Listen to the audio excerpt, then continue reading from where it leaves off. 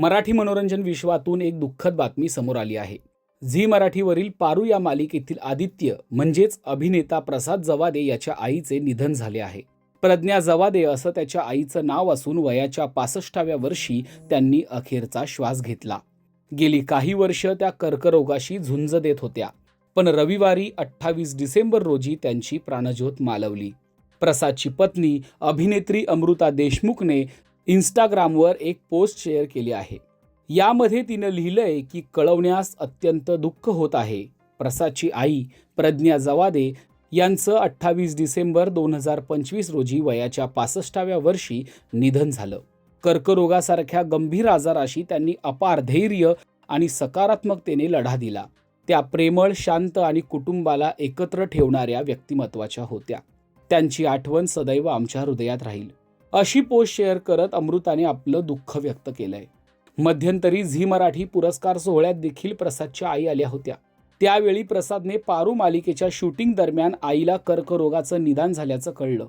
त्यावेळी अमृता म्हणाली होती की प्रसाद पारू मालिकेचं शूटिंग करत असतानाच आईला कर्करोग झाल्याचं समजलं, परंतु प्रसादने शूटिंग सांभाळून आईचं संपूर्ण आजारपण पार पाडलं. प्रसाद एखाद्या बाळासारखी आईची काळजी घेत होता. हॉस्पिटलमध्ये सुद्धा त्याला सगळे श्रावण बाळ बोलायचे. यावेळी हा प्रसंग सांगताना प्रसादचे डोळे देखील भरून आले होते. प्रसाद आणि अमृताच्या लग्नात त्याच्या आईने राजश्री मराठी सोबत खास संवाद साधला होता. पाहूया त्याची एक खास आठवण. घरी आल्यानंतर कोणाची तिचं सगळ्यात जास्त जमेल काकू असं तुम्हाला वाटतं, तुमच्याशी का काकांची? मला असं वाटतं की ती सगळ्यांशीच जमवून घेईल, सगळ्यांशीच येणार. म्हणजे आतापर्यंतच्या ज्या भेटी झाल्या आहेत त्या भेटींवरून मी लक्षात आणलं की ती जवळपास सगळ्यांच्या मतानुसार ती जाणार आणि बरोबर ती ॲडजस्ट होईल.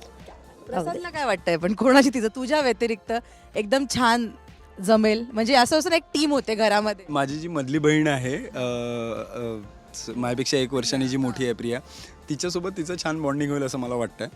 आणि ऑफकोर्स मला असं खूप वाटतं की अमृता आणि बाबा हे दोघंही एकदम एक स्वभावाचे आहेत.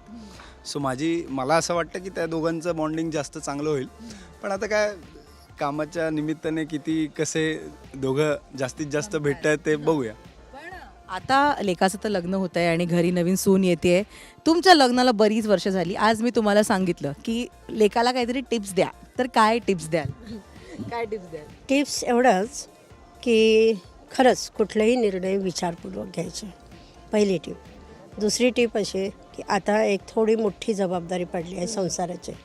ती संसाराची जबाबदारी अतिशय विचारपूर्वक घ्यावी लागते, म्हणजे माझ्या आतापर्यंतच्या 40 वर्षाच्या प्रवासानुसार.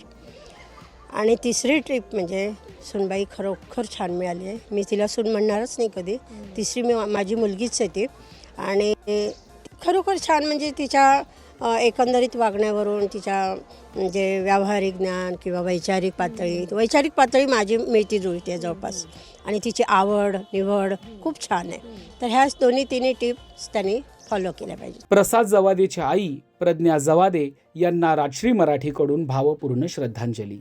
मराठी मालिका विश्वातील बातम्या, अपडेट्स आणि गॉसिपसाठी सबस्क्राईब करा राजश्री मराठी शोबज.